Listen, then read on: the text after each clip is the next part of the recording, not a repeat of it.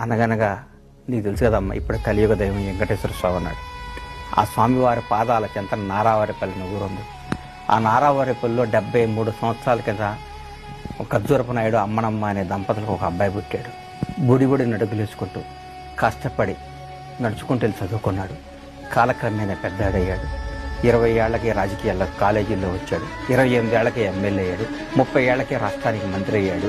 తర్వాత ఆంధ్ర దైవం నందమూరి తారక రామారావుకి తల్లుడయ్యాడు. అవసరానికి పార్టీ పగ్గాలు చేపట్టి తెలుగుదేశం పార్టీని ముందుకు నడిపించి ఈ రాష్ట్రాన్ని అద్భుతంగా ప్రఖ్యాతలుగాంచాడు. ఆంధ్రప్రదేశ్ అనే రాష్ట్రంలో హైదరాబాద్ రాజధానికి ప్రపంచవ్యాప్తంగా గుర్తింపు తీసుకొచ్చాడు. ఎందరో కోట్ల మంది విద్యార్థులకు విద్యాదానం చేయించాడు. సాఫ్ట్వేర్ ఎంప్లాయింగ్ చేశాడు. అద్భుతమైన ప్రగతిపథం చేయించాడమ్మా. ఈ ఔటర్ రింగ్ రోడ్డు, ఈ ఇంటర్నేషనల్ ఎయిర్పోర్టు, ఈ రాజధాని, ఈ బిల్డింగులు, ఈ చరిత్ర మొత్తం శ్రీకారం చుట్టాడమ్మా. ఆ గొప్పవాడు ఇప్పుడు ఎక్కడున్నాడు నాన్న అని అడిగితే ఎక్కడున్నాడమ్మా? ఒక దుర్మార్గుడు చేసిన పండాగం ఎదుర్కొని అన్యాయంగా రాజమండ్రి జైల్లో బంధించాడమ్మా. ఆ దేవుడికి పరశురాముడు తోడయ్యాడు. రాష్ట్రం మొత్తం తిరిగారు. తెలుగు ప్రజలందరూ ఏకమయ్యారు.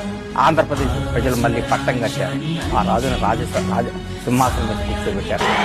నారా చంద్రబాబు నాయుడు అనే నేను